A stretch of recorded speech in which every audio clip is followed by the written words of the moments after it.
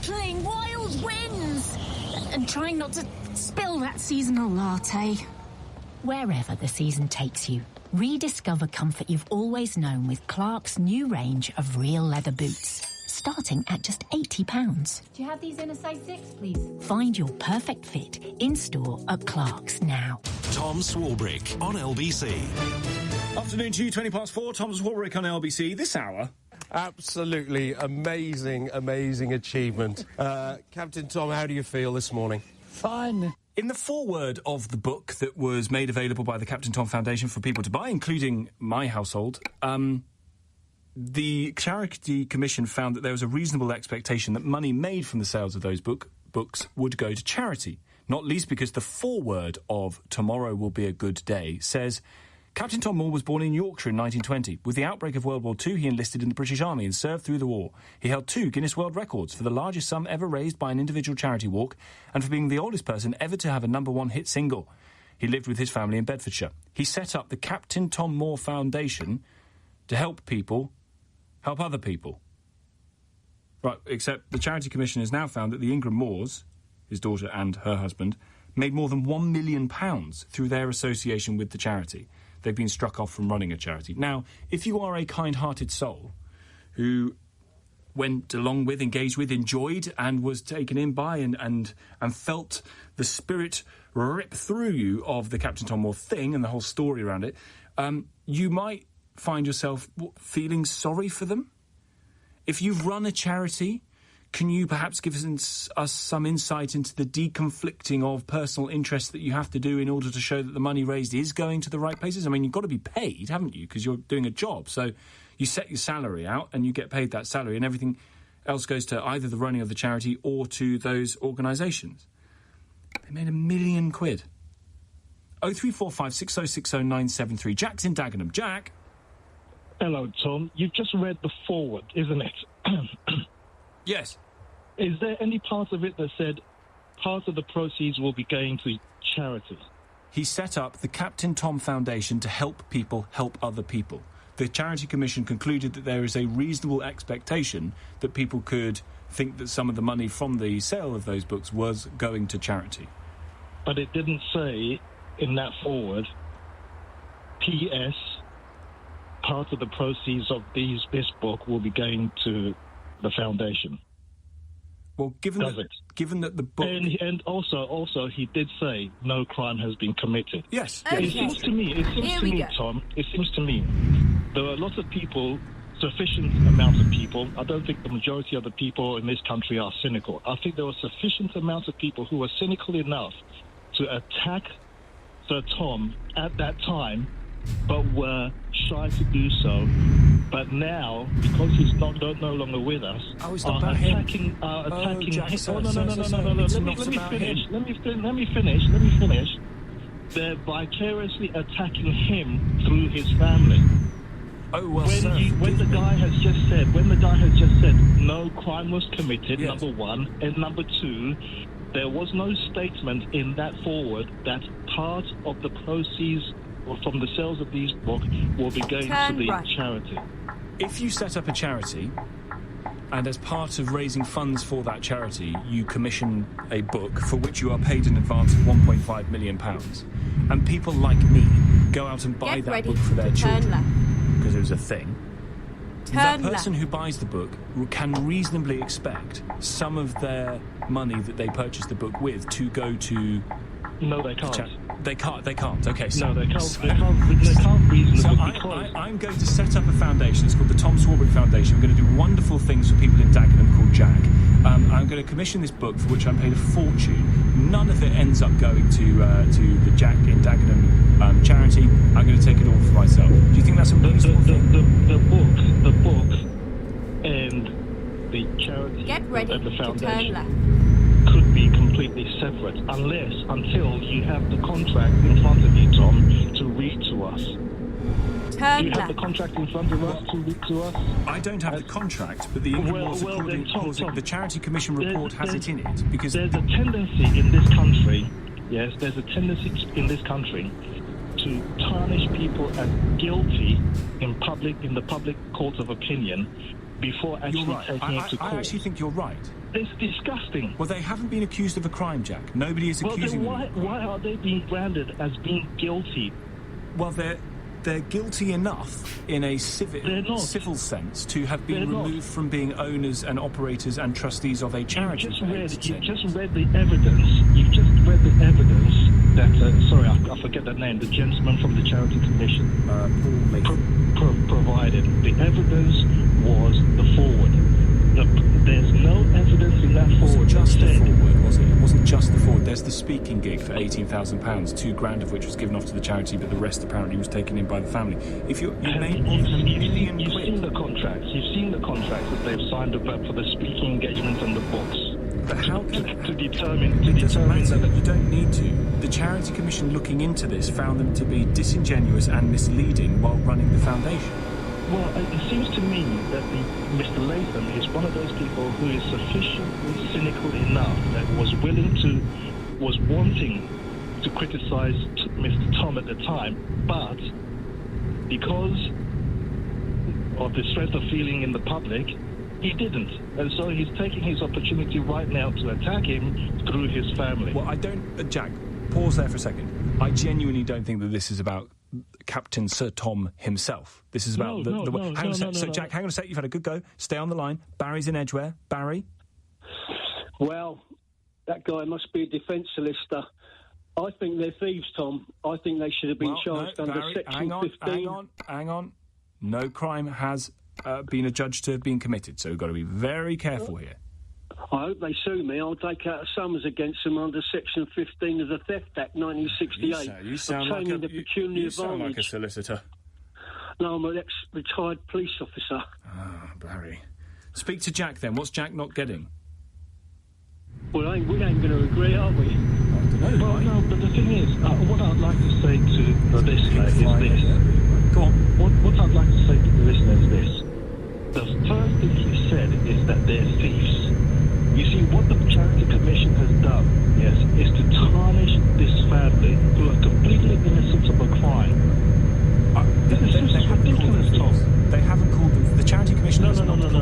Your caller on the line here. Yes. Has called them thieves. Yes, Barry has called them thieves. I know, and I told him that that's not right because they have not been adjudged to have committed a crime. The Charity Commission is creating an atmosphere where Barry can freely come on national radio and call these innocent people who have not committed a crime thieves. Can I get a word in Edgware here? Edgware. Yes, in Edgware? Edgware. You're in Edgware? I'm in Edgware, yeah. Getting away there all the time. Go on, Baz. You want to talk about cynicism? Who takes a 100-year-old man to West Indies on a long flight across the Atlantic and he comes home and dies of pneumonia? Well, that's not really with it. I mean, you can come to your own judgment, matey, but that's not in the scope of the Charity Commission's thing, is it? You can make a judgment about this. You can make a judgment about you or me. I set up my own charity in 1992 when I was made redundant from the Parents Cities Trust, and I called it Positively in Prison. It was for people in prison with HIV. I got a huge amount of money from the Elton John Foundation. I had to account for it meticulously for every penny that was spent. In case they did a check on me, but they're pretty toothless. Nobody is bothered. I could have spent 10, 15 grand on a holiday and nobody would have known. So unless it's investigated, unless someone makes a complaint that they think there's been some sort of theft taking place, it won't be investigated, will it? Because the charity commissioners are not police officers. But Barry, you've done good work, yes? Now, if you then publish a book telling the public of your good works that you've done in the past, yes, without saying in your forward that part of the proceeds will be given to charity, then it will be fine for me that you kept the money because you've done good works and you've let the public know of your, and you've got your reward for it. Yeah, but there were other things. I used to give speaking appearances and I would put the money back into the charity. That's because of me. But there is a lot of suspicion that the money that went to the NHS was not used properly. A lot of the nurses said they got, like fridge magnets and rubbish like that. So the money wasn't even spent correctly. Oh, well, that's up to the NHS. And again, that is not within the scope of the Charity Commission. That money made it to the NHS. So no one's talking about that money, and there's no wrongdoing with that. It's the additional stuff, is it? It's the sort of what you might describe as the merch. The merch is the problem. The Charity Commission has done us a great disservice. They've done us a great disservice. Why? By looking into the charity. That's their job. But looking into the charity, but not making things up and giving people the false impression that... But they haven't looked into it properly, have they? What they've made up is that the forward gave the impression that part of the proceeds, if not all, was going to go to charity. And the £18,000 appearance fee that was accepted by Hannah Ingram more personally, the Charity Commission say because she was doing it on behalf of the Captain Sir Tom Moore Foundation, there would have been a reasonable expectation that some or all of that money would have flowed to the charity, but it didn't. Absolutely. They're reading that economy. They're commenting their feet. Go straight on. You can't say lead. I'm pausing it. Jack, thank you for the call. Barry with his word in Edgware, thank you very much indeed. God, it's stepping on the line. Impossible to... Top Swarbrick on LBC, coming up. I don't think it's right. I think people should be free to police themselves and their dogs. The council's looking to bring in dog ASBOs. You heard. Details after this. 4:32 news headlines. Amelia Cox. Judges at The Hague have issued arrest warrants for Israel's Prime Minister and former Defence Minister, as well as the military commander of Hamas. Benjamin Netanyahu has previously called the request for a warrant disgraceful and anti-Semitic. The Foreign Office says it's assisting British tourists in Laos who are thought to have drunk contaminated alcohol. The alleged poisoning in the backpacker town of Van Vieng has already killed 4 people. And a man has been found guilty of murdering his best friend in Cardiff on Christmas Eve last year. 24-year-old Dylan Thomas had previously admitted manslaughter but denied murdering 23-year-old William Bush in Llandaff. LBC weather, wintry showers sinking south for England and Wales tonight. Sleet and snow showers for the north of Scotland and Northern Ireland, a low of -5.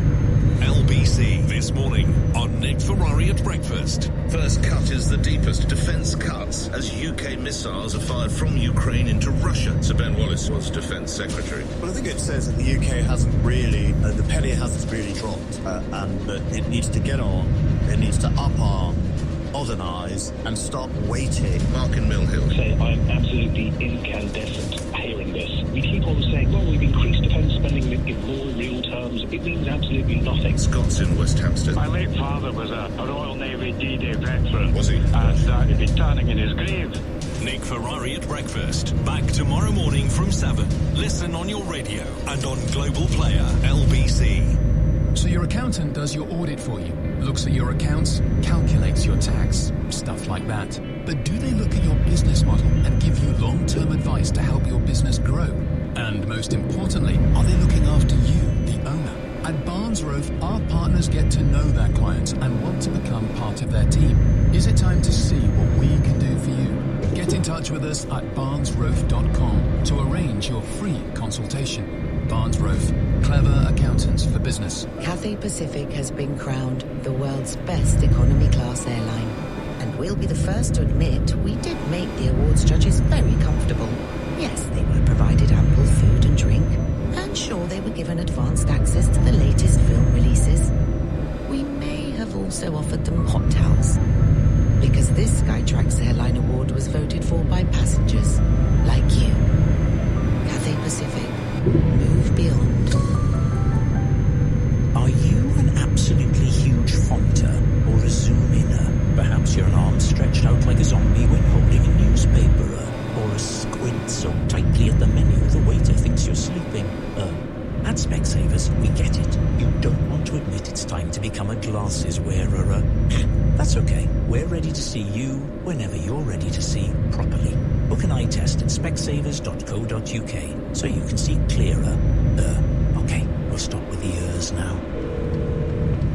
Emergency ambulance. Is the patient breathing? I've hit a man in my car. Straight It's on. not moving. I didn't think I was going that fast. Is he awake? I don't think so. I was only going 20-ish. Okay, what's the address? Church Road by the theatre. Right, the ambulance crew are on their way. So sorry. Stay calm. I need you to help him. I'm going to tell you what to do. Please. He's not going to die, is he? I was only going a bit over. Speeding injures or kills over 1,000 people in London every year. Slow down. To the Mayor of London and TfL, every journey matters. Tom Swarbrick on LBC. 4:35 is the time. Talk about dog asbos in a moment. Here's John, meantime, on WhatsApp. Tom, nothing you read in the foreword for that book says it was for charity. Perhaps Sir Tom Moore wanted the money from his book to provide his family with financial security rather than going to charity. As for the appearance fee, does your appearance fee for being on your show go to charity? No, because I'm not set up as a foundation for charities. If I were doing this in my capacity as the CEO of the Tom Swarbrick Foundation, there would be a reasonable expectation that part of the money I'm paid goes to the charity because I'm representing the charity. In the same way that a book that is it is done an agreement with a publishing company via a charitable foundation, some of the money goes to the charity, there is a reasonable expectation that would happen, no? By all means, write a book to enrich yourself. Use the publicity gained to enrich yourself. Go for it. But you can't do it through a charity. Michelle's a new caller in Birmingham. Hi, Michelle. Hi, thanks for taking the call. Happily for me, a couple of the callers that you've had previously and the text message that you've just read out is along the vein of what I want to say. I mean, I just don't think that poor Tom, he's not even poor, but the late Tom would want his family to suffer in any way. He raised millions for the NHS, set that off. Surely he would want his family to live in, you know, a reasonable quality of life. Of course. Absolutely. So why not? I really don't think that any... Why not make £1 million of personal gain via the use of a foundation in his name? Well, I mean, I'm sure you can say that, but as I say, it goes back to... I'm not saying, Michelle, please don't come... I'm not the one saying this. The Charity Commission's report that went for 2 years into this foundation has concluded that there was deception, that there were disingenuous and misleading claims while running the charity, that they made more than £1 million through their association with the charity. Well, $1 million compared to 39 million is absolutely nothing, and I don't think it was disingenuous. But let me finish. No, I don't think it was disingenuous. I think maybe what this was is naivety. If it was Richard Branson or Elon Musk or anybody else like that, they would know to go and get the right advice, get the right people to speak to, or put this under there, put that under that. You know, some people do have the money and the know-how. That's what your tax man's for, that's what your accountant's for. That's what your accountant's for. So I believe that they've acted maybe somewhat naively, and I think it's disgusting that their name is now being tarnished. I think this is now going to do damage to the poor old man in the first place. And he actually did do something really, really good. And I think that's what should be remembered. I actually, now I'm speaking, I actually regret calling up because I think it should just be put to bed. I think leave his legacy where it was. He did a brilliant thing. And I think he, in his grave, would want his family to have a fantastic and brilliant quality of life. And he raised 39 million. Disingenuous, being disingenuous. Go straight up. If you give money... If he pays 18,000 and then decided to hand over 500, would that be acceptable? But no, but she thought to herself, oh, do you know what, 39 million for the disaster charity. It's time for me now to breathe. But Michelle, you see that you can't... You can see that is very questionable. At the best, that is very questionable. As the CEO of a charity, acting in the name of a charitable foundation representing good causes, you go and do an event for which you are paid. The money has to go back into the charity to some extent. You've got to be paid as the CEO. Get that? That's absolutely fine. But in some of these cases, that didn't happen. The charity commissions. In that case, I don't know. I feel in that case that was naive. All right, Michelle, appreciate it. Thank you. 03456060973. Here's Jenny. Tom, have they broken any laws? No. Absolutely critical to make that point. Go straight up. You don't want to try and hide that fact from you. There is no suggestion they've broken any law. So if it's not broken any law, and it's Michelle says it's naivety. What do you want to call it? Do we just call it quits? Let it go. 0345 6060 973. Next. There's a dead beast in our bin, Jeremy. A dead dog in our bin. How has this happened? I don't know, Mark, but there's no point shouting about it. The bin, Jeremy. The bin's for household waste, not beloved pets, etc. Should your beloved pooch ever be allowed off the lead in public places? One London council, Tower Hamlets, says it's looking at introducing dog ASBOs, fining owners for having their dogs off the lead in all public spaces. Is that reasonable? Bernadette Moriarty from the East London dog community organised a protest petition against off-lead dog bans. To make this suggestion. Oh, thank you, Tom. Thanks for having me.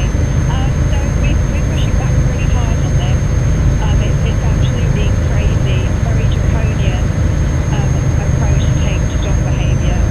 And I think your Nick Ferrari this morning on the morning show, your Nick Ferrari, well, we see.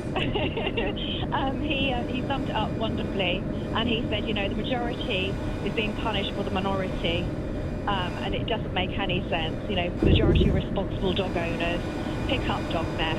They don't let their dogs run up and bite people. So it's... Yes, although how do I, as the father of small child toddling around in the park, know that the dog that is charging towards them is owned by a responsible person?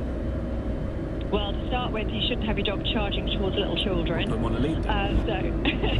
Well, that dog I would put on a lead. I think it's about responsible dog ownership. And, most dog people, if you're, say, for example, a children's play area, we don't have dogs in there for good reason. But if my child is toddling along on a path in a public area, it's not a playground or anything, it's just an open space, and a dog runs up to them and the owner's like, oh, don't worry about them, they're all fine, and then, why aren't they on a lead? Yeah, I mean, we are very blessed in London. We have very, very few open spaces where you have dogs that bite people, and the majority of dog owners. Increasing, unfortunately. Not in Tower Hamlets. We're actually one of the lowest boroughs in London. So we do have a lot of responsible dog owners here. But I would say, if somebody like that, your dog's running up to you, just shout at them, call your dog back, and they should bring that dog straight back to heel. Go straight on. Put it on a lead. Just have it on a lead.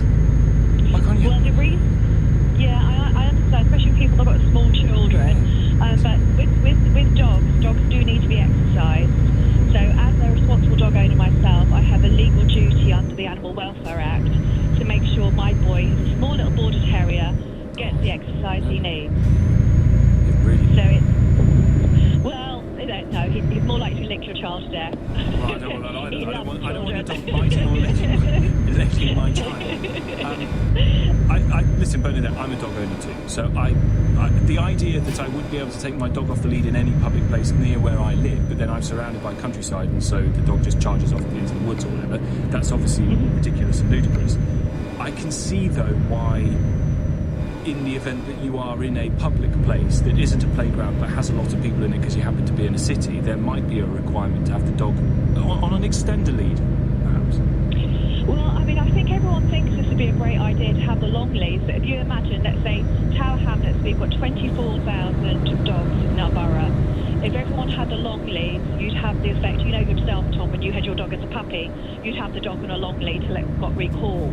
If you have, especially a bigger dog, you can get wrapped around somebody, or if two dogs, the leads get wrapped up, you're going to have aggression, so you're causing more problems. I see that, but you put a bit of nice music under it, and suddenly it's the beginning of a sort of Christmas rom-com, that the leads get wrapped up together, and, people are brought together.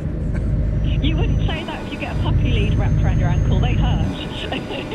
Do you think this idea is going to see the light of day, Bernadette? I hope not. I'm very hopeful. Last night we had a very good meeting with Tower Hamlets Council. Keep right, and we then really turn explained right. to them, how counterproductive this can be.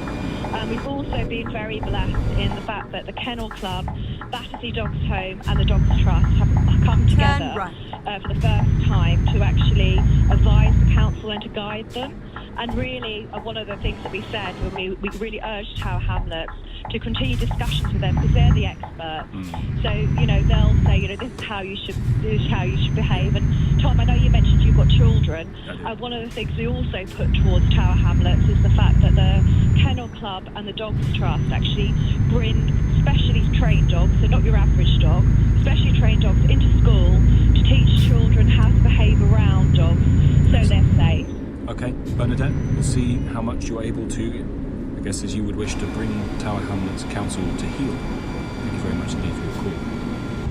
03456060973. Tom Swarbrick here. After 5. And if we could stop Europe's way of life from falling down, we can surely push Russia towards a just peace. As Ukraine is hit with ballistic missiles, Joe Biden seeks to write off half of the $9 billion loan granted to Zelensky. Should Britain also do the same with the money we've sent to Ukraine? That's in the next hour. In a moment... The prosecutors have strict charges against me and Israel's defense minister are merely an attempt to deny Israel the basic right of self-defense. Judges at The Hague issue arrest warrants for the Israeli Prime Minister, his defense secretary and some Hamas officials for alleged war crimes. Bring you the details of that in a moment. 4:46.